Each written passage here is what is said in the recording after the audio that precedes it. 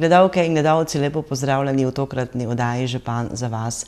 Nahajamo se v občini Cankova, v moji družbi, tako pozdravljam župana občine Cankova, Danila Kacijana. Gospod župan, lepo pozdravljeni. Ja, tudi vam lep pozdrav. Občina Cankova je na podlagi objavljenega javnega naročila tudi izbrala najugodnejšega ponudnika za izgradnjo športne dvorane pri osnovni šoli Cankova. In tudi pogodba gradbena je podpisana, koliko je vrednost pogodbe in kdaj se bodo končalo delo? Ja, dobro, da ste začeli z tem lepim vprašanjem. Moja želja je bila že, verjetno, kot vseh občanov, že dolga leta in končno, enkrat pravim, smo tudi prišli tako daleč, da smo podpisali pogodbo za izgradnjo prepotrebne športne dvorane pri osnovni šoli Cankova. Tudi dela že izvajamo. Tako da ni ostalo samo na papirju. Upam, da bomo tudi zrealizirali tako, kot je po pogodbi. Mi v letošnjem letu že moramo določen del sfinancirati. Izgradnjo izvaja GDO, podjetje, ki nam je tudi, bom rekel, ni neznano, ker nam je pred 2 letami tudi zelo uspešno predalo svojemu namenu novo izgrajen vrtec na Cankovi, tako da imamo z njimi tudi že izkušnje. Končna podoba in izgradnja te športne dvorane ali telovadnice, kakorkot jo že danes imenujemo, bo dokončana v letu 2026. Predvidevam, da ob občinskem prazniku Cankova ima še vedno tisti lepi datum 25. maj, dan mladosti, čeprav nas je vedno manj mladih, oziroma je mladih vedno manj, in v 2026 bi ta zadeva morala biti v celoti tudi izdelana in predana svojemu namenu. Vsekakor pa z novim šolskim letom 2026-2027 sem prepričan, da bomo imeli eno zaključeno celoto in da bomo izpolnjevali vse, po mojem, zelo sodobne kriterije za izvajanje predšolskega in tudi šolskega programa. Pa ne samo to, tudi ta športna dvorana ni namenjena samo za šolo, ampak za vse občane in občanke občine Cankova, pa še mogoče tudi za koga drugega. Ker objekt, ko ga zgradimo, ne sme biti zaradi tega, da je lep, ampak mora biti ekonomičen, mora biti izkoriščen in tudi se v bistvu bi moral po neki tržni logiki tudi sam pokrivati. Jaz sem prepričan, da bo to za naš kraj prelep objekt. Cankova meji neposredno na občino Radkersburg, avstrijsko. Če pogledamo en Celting, nimamo se kaj sramovati, kaj bomo imeli. Verjetno bodo tudi iz sosednje Republike Avstrije prihajali kaj k nam, ker že danes prihajajo. Tako da se jaz tega projekta res veselim. Ko sem jaz pred 6 letami nastopil za župana, sem povedal izgradnjo vrtca, pa smo ga uspeli narediti. Ko zdaj druge mandate sem povedal telovadnico, pa je mogoče kateri misli, da je pač to malo pobožna želja. Tudi jaz na začetka malo bi videl, ampak na konci smo napravili vse, kaj je bilo v naši moči. Verjetno smo vmes tudi potrkali na prava vrata in ta telovadnica se dela za več let. To je projekt minimalno 50 oziroma več let in mene dostikrat sprašujejo, kakšna bo po velikosti. Bom rekel, za naše potrebe, pa še mogoče malo več za naših potreb, ker nazadnje, ko delamo neki objekt, čez 3-4 leta ugotovimo, da smo naredili premalega, že ga težko kaj večamo, tako da bo naša telovadnica, bom rekel, po površini 28x15 metrov igralne površine, kar je že zelo lepo. Tudi bodo še malo montažne tribune, tako da bo lahko na tistih tribunah sedelo cirka 100 ljudi. Ob kakih večjih prireditvah bomo imeli tudi možnost namestiti sedeže, kjer bo lahko 500 do 600 obiskovalcev, kar je za ta naš gorički predel, bom rekel, zelo dobro. In pričakujem, da glede na to, da bomo v vrtcu, v starem vrtcu smo imeli 55 otrok, danes jih imamo v novem vrtcu 85, 30 več, in da bo še tudi mogoče katero mlado družino prav ta investicija zaključna tudi spodbudila, da bodo ostali pri nas in bodo ugotovili, da je Cankova lepa, da še kljub temu živimo varno, svobodno, neokrnjeni naravi, kar pa po mojem mislim, da dolgoročno bo največji tisti naš dobropis napram nekim ostalim regijam. In jaz se zelo veselim. Vesel sem predvsem to, da smo z gradnjo začeli, da še nam tudi malo vreme pomaga. Mi bomo še letos kar nekaj stvari naredili, tako da že zdaj bom rekel, ker čas zelo hitro teče, ne? Že zdaj vabim vse občanke in občane občine Cankova in tudi vse ostalih, da pridete takrat 25. maja 2026, da vidimo, če je dan mladosti še postal tisto, ker pravijo, da mladi bodo najbolj to uporabljali. Jaz pa mislim, da vse generacije, ker danes potrebujemo več ali manj vsi neke rekreacijo, ker ne nazadnje zdaj, ko bomo še to staro telovadnico, hvala Bogu, da je zdržala tako dolgo. V tem zimskem času je ta telovadnica zelo zasedena. Vendar jo nažalost najboljše uporabljajo upokojenci. Jaz verjamem tudi v prihodnje, da je še srednja generacija, pa mlajša generacija se bolj začela rekreativno ukvarjati z nekim, ker če imamo rekreativne ljudi, imamo zdrave ljudi, imamo dobre dijake, pa imamo ne nazadnje dobre delavce in dobre državljane Republike Slovenije in ne nazadnje občane in občanke občine Cankova. Na podlagi izdelane predhodne ocene škode, ki je bila v aprilu, ste pričeli tudi z zbiranjem vlog oškodovancev. Kakšna škoda je bila v aprilu in kako ste ocenili to škodo? No, takole bom rekel, mi smo imeli kar precej škode. Mi smo imeli, v bistvu nam je odkrilo šolo. Mi smo to zadevo v celoti tudi sanirali, tudi plazove zdaj nekaj urejamo. Tudi smo imeli kar precej poškodovane infrastrukture. Jaz mislim, da smo se lotili na pravi način, da smo tudi v bistvu pravočasno nekje odgovarjali na situacije, ki je nastala. Je pa res, da pa imam zelo srečo, da imam izredno pridne javne delavce in režijski obrat, ker ogromno stvari smo naredili sami in če bi morali to vse plačati, zavarovalnica nekaj stvari bo tudi še pokrila. Največji kapital naš je bil dejansko v naši delovni sili, ki smo več ali manj tudi sami sanirali. Zdaj še pač saniramo tudi te plazove v Gerlincih.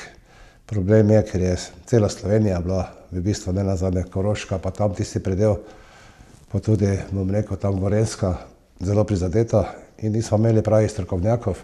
Zelo težko si dobil človeka, da bi ti napravil neko strokovno analizo glede sanacije plazov. Jaz nisem tisti strokovnjak, ki bom rekel, kaj ne, ker bi še lahko naredil večjo škodo, ampak na koncu smo izdelali neke projekte, tako da nekje 90 000 evrov bi naj ta zadeva tudi bila. Jaz verjamem tudi, da še v celoti niso vse zadeve sanirane od povodni, da še neke stvari čakamo, ampak če sem pošten, pa mislim, da smo mi kar uspešno sanirali vse tisto nastalo škodo, kaj je. Ljudje sicer mislijo, da je to samoumevno, nič ni samoumevno, moram takole povedati, ne. In da tudi v prihodnosti bomo morali razmišljati malo drugače. Ne nazadnje, vsak posameznik je odgovoren tudi za svoje premoženje. In vsak posameznik bo moral tudi marsikaj narediti, ker jaz se predvsem pri teh plazovih bojim, da največji plazov je bilo tam, ki je bila sprememba namembnosti, ker prej so bile jabolke, hruške, slive, danes smo mi to zadevo vse odstranili in smo naredili njive in v bistvu celoti spremenili tudi namembnost tega zemljišča in sem prepričan, da tudi sami smo dosti pripomogli k temu, da smo imeli škodo. Je pa res, da povodni so bile in še bodo, ne. Mi narave pokoriti ne moramo, mi bomo se morali prilagajati narave, ker če se ne bomo prilagajali narave, še bomo v prihodnosti imeli bistveno več težav. Občinski svet občine Cankova je sprejel tudi novo vrednostno točko za uporabo nadomestila za stavbno zemljišče. Ta vrednostna točka se je povečala kar za 8%. Vaše mnenje o tem? No, takole bom rekel, mi stavbnega zemljišča nismo dvigovali ne vem koliko let. Če bi zdaj jaz pogledal stroške samega delovanja občine, ki je ne nazadnje tudi delno sofinancirano iz tega, in če bi upošteval stopnjo inflacije, bom rekel, da je 8% vprašljiva.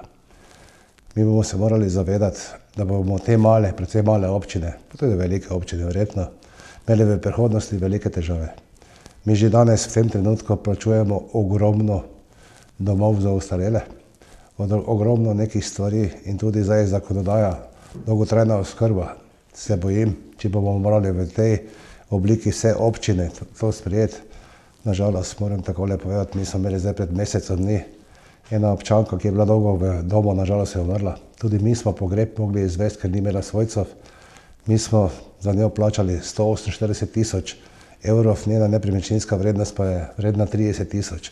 Tako da v bistvu sem prepričan, da dolgoročno bomo morali neke stvari se tudi k temu prilagoditi, ker drugače ta sistem ne bo vzdržal, ne.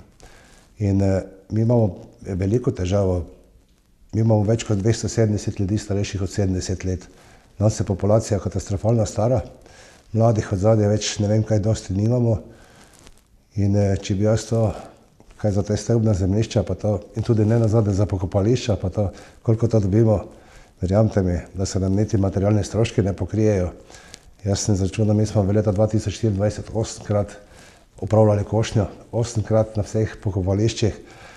In če danes to izračunate, koliko je šla gorivo od vseh do strojev, do nitk, do vsega, sem prepričan, da v prihodnosti bomo to težko zagotavljali.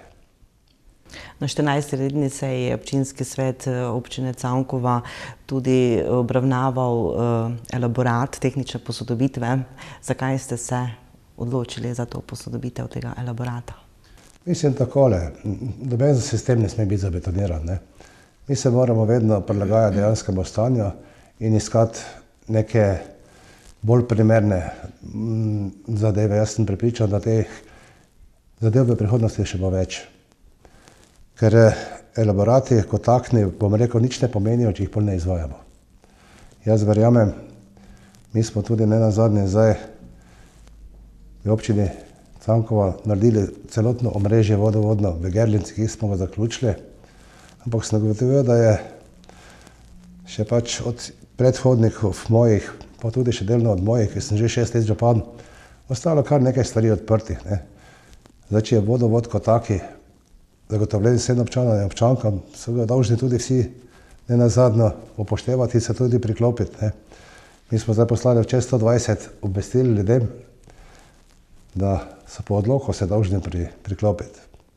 Ker drugače tisti, ki plačujemo, nismo v enakopravnem položaju. So določene specifike, ne. Ampak jaz moram danes tu povedati vsem občankam in občanom občine Cankova, da tudi tisti, ki danes niso priklopljeni, bremenijo nas tiste, ki smo priklopljeni. Ker če bi nas bilo več omrežja, je toliko pa toliko, ker vi zdaj si zamislite, v Gerlinci je bila investicija vodovoda, rečemo 1 800 000, da so tudi evropska sredstva, kako bi to izgledalo, da bi se zdaj eden priklopil. Ker Evropa bo nas tudi vprašala enkrat, koliko pa imate na tem omrežju uporabnikov, koliko ste izgradili vodovodnega omrežja, in si jaz kot župan ne morem privoščiti, da bi imeli sistem, ko ga imajo mogoče sosedne občine, ki še danes rešujejo tisto, kar bodo mogli nekje plačati, ker mi smo tudi po določenih pogojih dobili sploh možnost izgradnje vodovoda brez sistema. Tako da nas čaka kar nekaj. Je res, da so neke specifične zadeve, ampak mislim v celoti pa moramo biti pošteni drug do drugega. Če jaz plačujem, pa vi plačujete, zakaj pa vi ne plačujete? In še nekaj, voda ni naša last, ne. Vsi si imamo napačno predstavo, voda ni moja, voda je naša splošno ljudsko dobro. In zdaj, kateri misli, da je njegov studenec na njegovem dvorišču, da je njegov studenec, ampak voda ne. V prazničnem decembru bodo tudi vaši občani obogatili s svojimi dogodki tudi občino Cankova. Približuje se namreč praznični december. Kateri dogodki se bodo odvijali v vaši občini? Ja, res,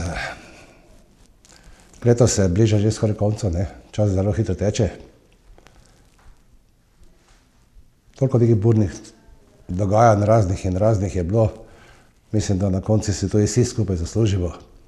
Malo neke pozitivne energije, malo neke svetlosti, da se ne obadamo samo z nekimi težavami, ampak da tudi postojimo v našem, verjamete mi, prečudovitem parku, ki bo zelo lepo okrašen kot vsako leto. Mi bomo imeli uraden prižig lučk 6. decembra, to je v petek, prav na Mikloževo. Imeli bomo še tudi neko presenečenje, ne bom povedal kakšno, ker če bom zdaj povedal, pa ne bo zanimivo. Pridite pogledat, moram se tu zahvaliti določenim, ki nam tudi to pomagajo. Mi iz občinskega proračuna za to porabimo zelo malo, zato se moram na tem mestu Krovstvo, kleparstvo, Šinko zahvaliti.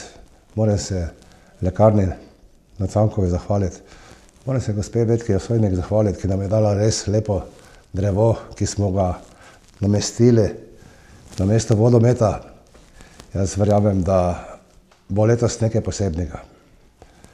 Tudi bodo se odvijali ob petkih in ob sobotah vsak večer od 17. do 22. ure tržnica, ki bodo jo izvajali naši člani društev.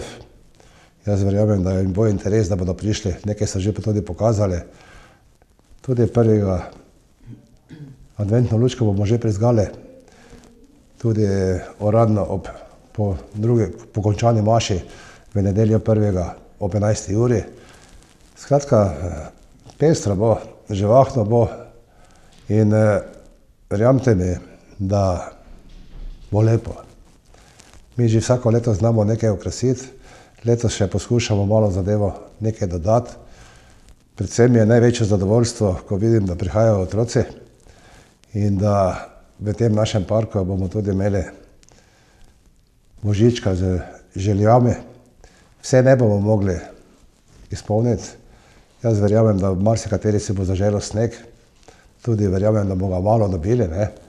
Zdaj bomo poskušali tudi malo pobeliti neko zadevo z nekimi preparati, da bo imela malo smisel po zimi in da skupaj, če bomo videli, da bo zadeva dobro potekala, mislim, da ne bi bilo slabo, če bi zadnjo noč v letu tudi skupaj pričakali in si zjutraj zaželeli vse dobro v leto, ki prihaja in da se nam tiste želje, ki bomo si jih pač izrekli, poskušajo čim več uresničiti. Moja največja želja pa je, ne, da vsak človek, ki se zjutraj zbudi, mora biti srečen, ker smo spet dočakali en novi dan in da se malo umirimo, da ne bodimo vsi sami neki hlapci nekega kapitala.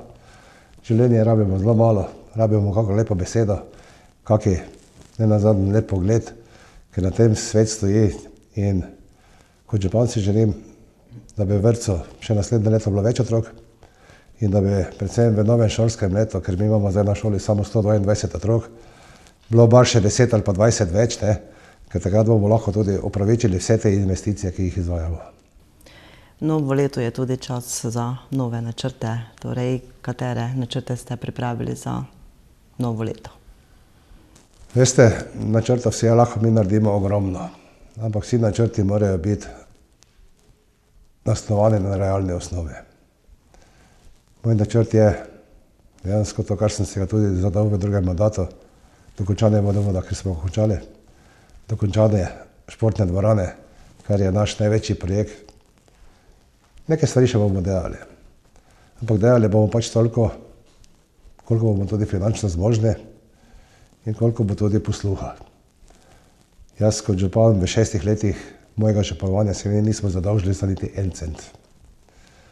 Mi, če se bomo kaj zadolžili, se bomo verjetno za telovadnico nekaj stvari mogli zadolžiti, ampak ta investicija bo slej ko prej poplačana.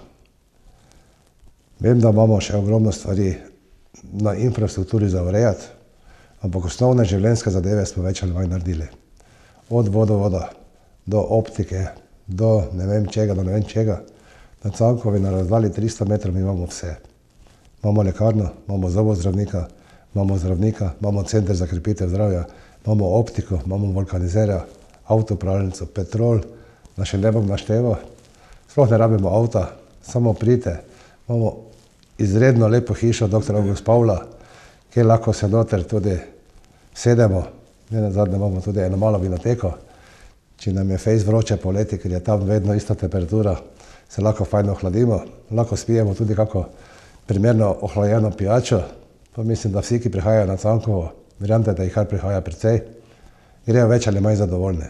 Jaz sem zelo vesel, če mi povejo tudi kako kritiko, ne? Ampak kritika mora biti nam povedana takoj, ne pa za ovinkom. Pridite k meni, mi povejte, če imate pravo idejo, sem takoj jo sprejmem, vendar je pa vedno moj moto, individualne zadeve moramo dati stran, parcialne zadeve, tiste, ki pa je res naš skupni interes, pa jih moramo skupaj izvajati. Gospod župan občine Cankova, Danilo Kocijan, hvala vam za vse povedano. Vabljeni za Miklavža 6. decembra ob 17. uri pred občinsko stavbo občine Cankova. Na slavnosti se prižig lučk. Verjamte mi, pol boste še prišli tudi vsaki petek pa soboto v decembru. Da malo proslavimo skupaj. Če boste odnesli kaj lepega, bom zelo vesel. In pridite, malo se poveselimo. Ni treba, ne vem kako dosti, samo dobro voljo, dober nasmeh in dober pogled. Gledalke in gledalci, hvala vam, da ste spremljali oddajo Župan za vas. Pozdrav iz občine Cankova.